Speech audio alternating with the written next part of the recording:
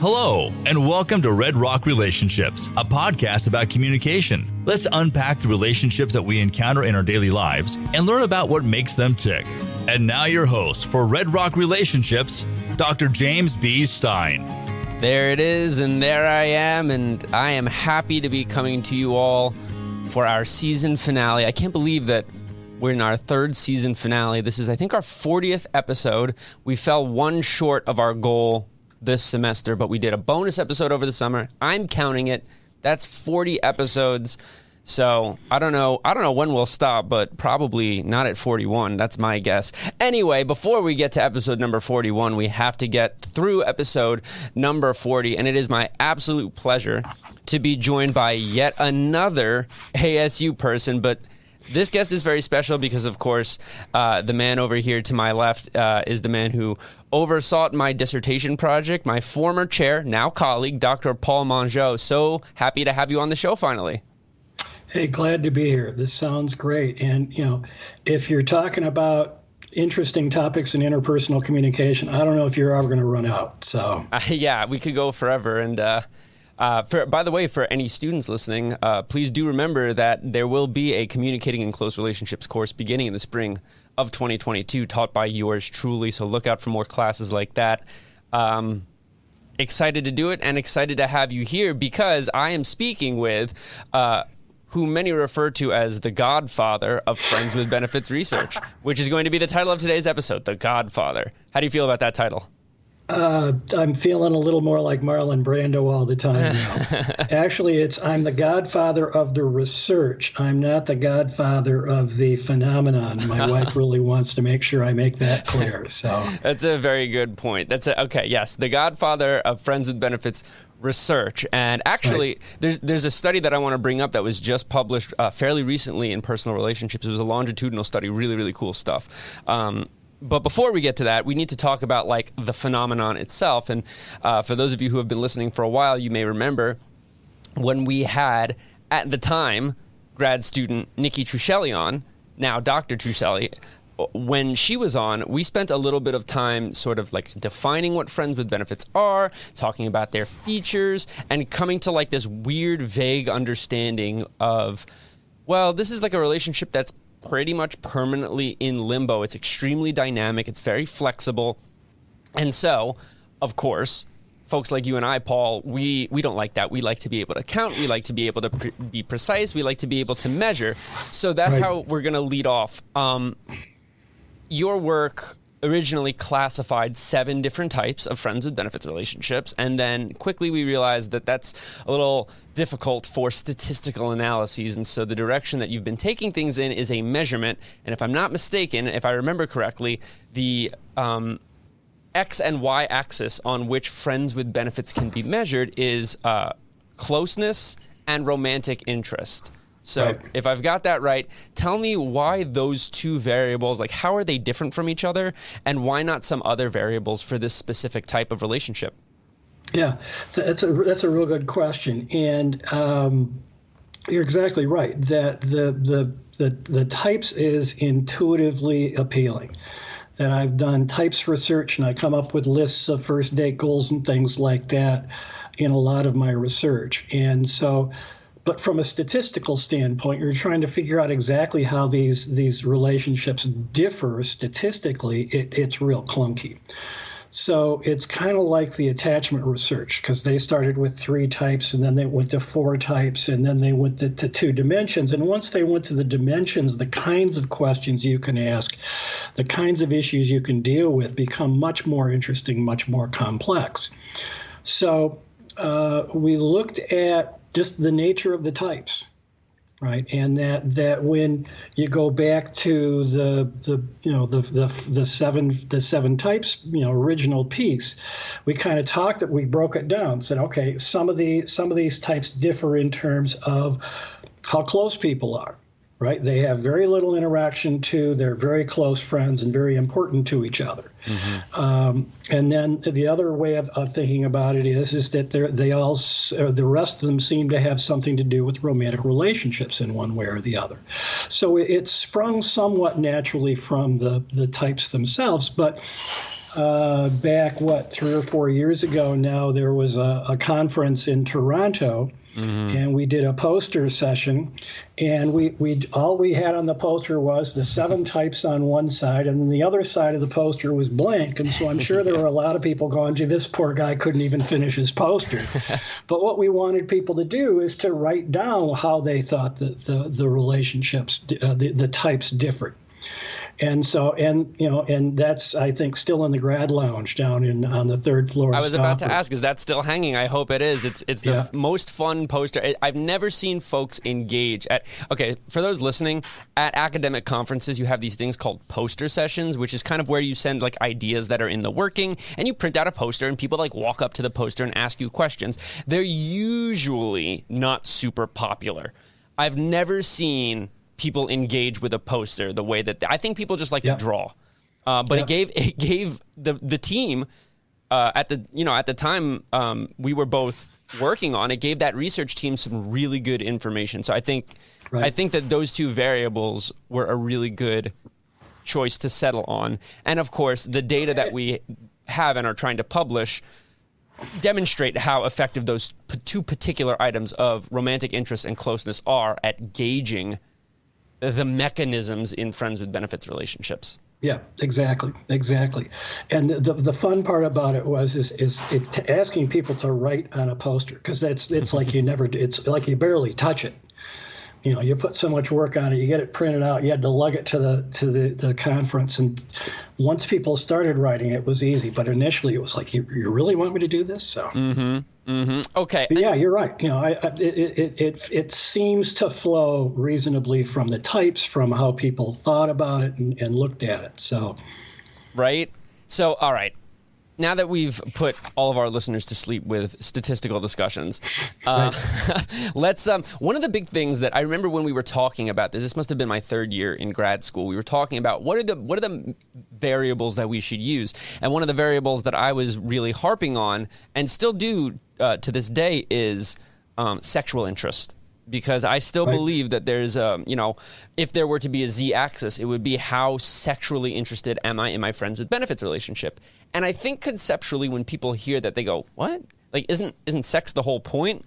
But of course, the research tells us that there's a variety of reasons why people engage in these relationships. I think about like the Hughes, Morrison, and Asada piece from 2005, where they talked about the initial motivations. I think about the piece that we did with Carly Poster,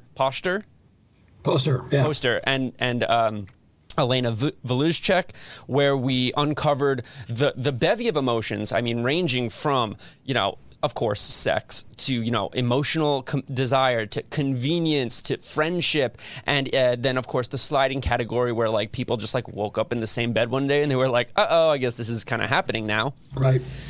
So I think with those concepts comes this idea of not all friends with benefits relationships are created equally in terms of romanticism or closeness or sexual activity.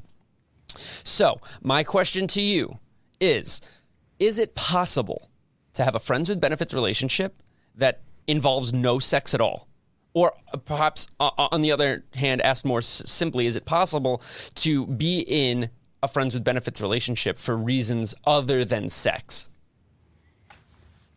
That's a great question. And, in part, it comes down to who gets to decide. Right. If it's an academic, it's like, okay, we predefine the concept. So we define friends with benefits as sex. So from that sort of perspective, the answer to your question would be no. That if there's no sexual interest, and no sexual behavior, then it's not friends with benefits. On the other hand, if you look at it in terms of, which is where the types came from in the first place, is you let people narrate what's happening to them, I would say it could be absolutely. that, you look back to when the term first emerged, the mid-'90s. So about 96 or so was the first time I heard students use the term. Wasn't it an Alanis Morissette song? Exactly, called Right. Head Over Feet. Yes, right? at the very end of Head Over Feet. Yeah. Yeah. The ironic part is that she's talking about a romantic partner who was, but you're my best friend with benefits is the line from the song. And so friends kind of, the students took it and kind of transformed it into, and so at that point, it was a code word, right? If you didn't know, and somebody said, well, I'm in a friends with benefits relationships, they wouldn't really know what you're talking about. You could tell your mom, and your mom would go, oh, that's so nice, you're in a special friendship, right? As it's become more widely known, it's less useful. It can't be a code word anymore. So in some ways, using the term friends with benefits to describe a non-sexual relationship is sort of, what goes around comes around, right? That now they're using the code word in an entirely different way. So yes, in answer to your question, yeah, I think that could certainly be. It depends upon, how you're defining things, and also things change over time, right? Which is one of the real complicating factors of friends with benefits. So, yeah. So yeah, I think so. It would be an interesting question to ask, or maybe it's.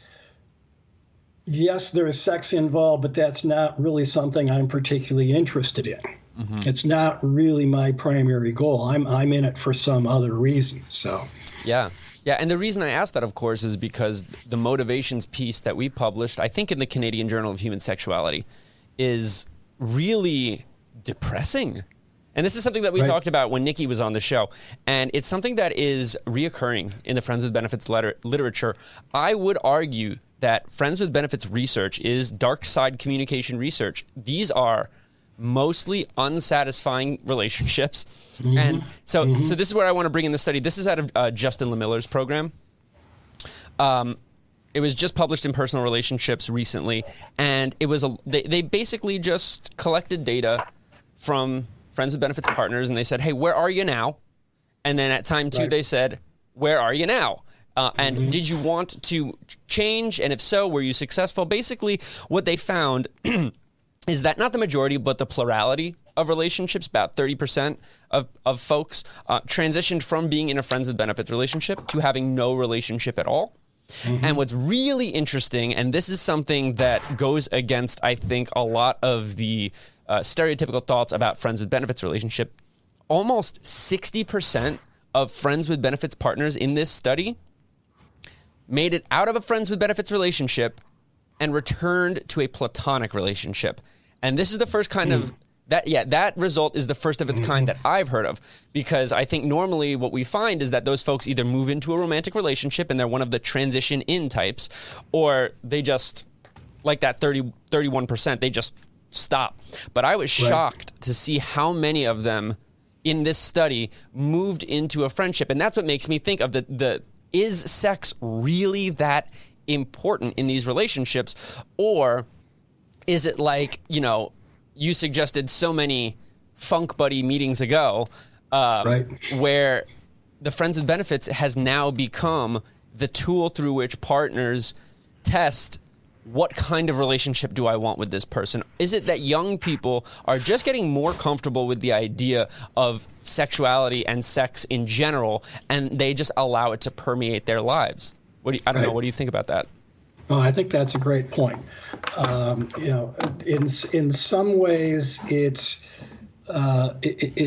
new and it's old at the same time. That back when back in the Jurassic era when I was in high school, the terms were like casual and serious dating, and that you went through the casual dating phase. It was sort of this ambiguous, we're not sure what's going on, we're not sure who we are to each other, and if things go okay, then we move into serious dating, and then sex becomes sort of a consummation of the relationship. To me, the biggest change that's happened in the past 30, 40 years since I've been doing first date and friends with benefits research is that sex is happening earlier on in the stage of relationships, and so.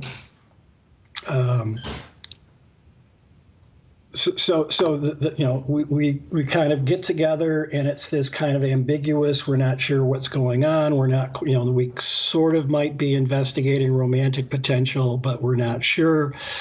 And if it just doesn't work out, it doesn't work out. And we don't go far enough that, it's going to seriously harm the friendship if there is one. And maybe it just kind of fizzles out altogether and you never see the partner again. Right. I mean, to me, and this is what I've been saying this whole time, like that just sounds like dating. It just sounds like like normal dating, and it's just that society is getting more comfortable with doing things like having sex regularly or routinely. It's a little bit less taboo than it used to be. I think back to like the books that I had to read for my comprehensive exams. There's from the front porch to the back seat. Right. There's I forget the name of Bogle's book. I think it was just called Hooking Up. Okay. Right. Right? Yep. And both of those books do a really good job of describing the chronology of dating. And I think we're due in 2021, 2022. I think we're due for another one of those books where we break down, okay, well, what happened in between 2008 and now? Because there's been a lot, especially with the advent of online dating and technology. Yep. No, I agree with you 100%. And for anybody watching, I strongly recommend both those books, Kathleen Vogle's book on hooking up and Beth Bailey's book From the Front Porch to the Back Seat. Mm-hmm. And the important thing about the Bailey book, to me, is because it covered from 1900 through the late 60s. It kind of it stops at the beginning of the sexual revolution, which is in some ways unfortunate. But one of the things that was really interesting to me is that during that period, the norms and the kind of the scripts for dating shifted 180 degrees about every 15 or 20 years. Yeah. And so to one extent, it strikes me that that happens simply to daze and confuse the parents, right? That I don't want to be doing the same thing my parents were doing, so they can't give me advice, yada, yada, yada. Mm-hmm. And so in some ways, I think that this is just another one of those. It's kind of a natural progression. It's the technology is such that with online dating, with you can do a 3 o'clock sup text.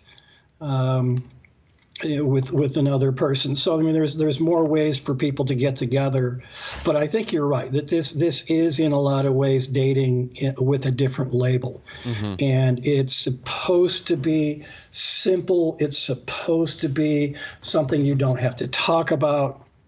You don't have to have rules, but then of course you do have to talk about it. You do have to have rules, and so it's a real interesting kind of communicative conundrum in a way. Yeah. Speaking of communicative conundrums, that sort of leads me into the last thing that I wanted to talk about here. The data, specifically some of the data that we've collected, as well as what some other folks in their programs of research have studied, is that this particular type of relationship is rife with miscommunication, lack of communication, crossed wires, et cetera, et cetera, et cetera. Now, I'm not saying that this is all accidental. I think very often we'll see these folks intentionally creating ambiguity.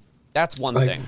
I think, though, that there's another substantially large portion of people in these relationships who are desperately trying to figure out what's going on and looking for clarity and transparency. So my question is, from a communication standpoint, what are some things that Friends with Benefits partners can do to help increase that transparency or to make those conversations easier to engage in? Do you have any advice for FWB partners?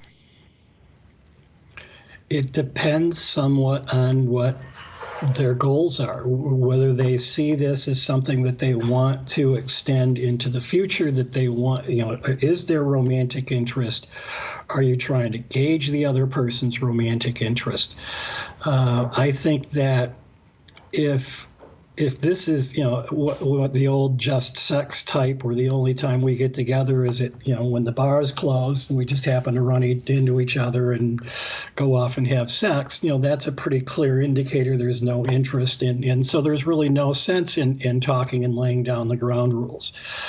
On the other hand, if it's something where there's some potential for some closer, kind of ongoing relationship, then I think people have to talk. People have to gain an understanding of, what's acceptable and not, what am I going to get excited about and what am I going to what am I going to abhor in terms of your behavior? Mm-hmm. So can we see other people, right? Is this casual friends with benefits or is this serious friends with benefits, right? Are we exclusive? Can we engage in I don't remember if it was our piece or another piece I read. It's like, we've got a rule that says we don't have sex with other people on the same day. Okay. But trying to get a sense of, where are we, where do we want, and even if it's just where are we, we're in this amorphous kind of in between state, that's okay. Mm-hmm. But you're better off understanding that and then kind of thinking about, okay, how does that influence what we do externally? Because the original definition of friends with benefits, obviously friends who have sex, but the phrase that was used all the time back in the late 90s was no strings attached, mm-hmm. right? That what we do has no influence on what I can do or what you can do with somebody else. Right. And that it was supposed to be simple and so simple that you really didn't need to talk about it. Mm-hmm. Which is probably okay for a while. But as time goes on and as people become more, kind of emotionally attached, it becomes really difficult to manage without some relatively direct interaction between partners. So it's probably a hard thing to do. It's probably a hard thing to broach, but you're trying to read between the lines. If you're not talking, you're trying to figure out what another person is feeling in a context where you're not supposed to indicate that you're really all that interested in the other person. Mm-hmm. Yeah, well, I think that's it. I think you're not supposed to do this, right? Right, exactly. But of course, there's the desire to. You know what it makes me think of? It makes me think of NSYNC. Remember when NSYNC came out with that album, No Strings Attached? No, I didn't. Huge popular boy band album. It went double diamond, right? It was called No Strings Attached. But the cover of the album features all the members of NSYNC with strings attached to them. So it's like you're calling it No Strings Attached, but as I look at it and I see what's going on, there's strings everywhere. Perhaps more strings than in a traditional relationship. Right. So it's difficult. That's an interesting thought. More strings. As time goes on, and I'm trying to think through that thought. As time goes on, and as the fact that you're in a friends with benefits relationship that lasts for months, that lasts for a semester, mm-hmm. that says something. What does it say? I don't know. Right? And so the strings are more imagined than real. Mm. Because if we don't talk about it, I'm trying to project what this relationship is, where this relationship is going. But I don't know if you're feeling the same thing. And so if the strings that the restrictions on my behavior really make any sense. Yeah. Yeah, so, I think it's ironic, right? Because people enter these relationships because they want simplicity because, in some cases they want, a true proper relationship, but they'll just, take what they can get. But I think a lot of folks are desperate for the idea of a fulfilling relationship that doesn't come with baggage, but unfortunately, all relationships come with baggage, including like platonic friendships. Right. So it's a difficult concept to sort of grapple with, right? You want this connection, but you also want, especially for college students, you want to be free. You want to be, you want to feel like you've got your options, right? Quality of alternatives is at its highest level ever. So I don't know. I don't know if there are any things that these folks can do in terms of messaging that doesn't take that relationship from that strategically ambiguous place and bring it into a more concrete definition. And I don't think it's a bad thing, but I do think a lot of people who engage in them do think it's a bad thing. Right. But if the strategic ambiguity is fine if you don't have a good sense of what you want in the long term in the relationship. I agree. But if you want a particular outcome, you want things to go in a particular direction, then the strategic ambiguity becomes problematic. All right. Well, on that note, thank you for coming on, Paul. Really appreciate it. No problem. Glad to do it. And thanks, everybody, for 3 successful seasons. We will be back in the spring. I don't know what we'll be talking about, but I promise you we will be here. See you in the spring. You've been listening to Red Rock Relationships, a podcast about communication.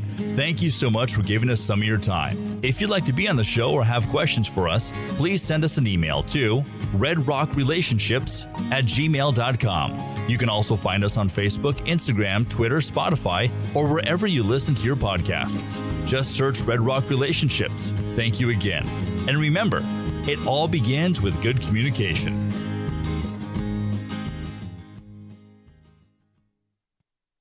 This has been a production from A Podcast Studio.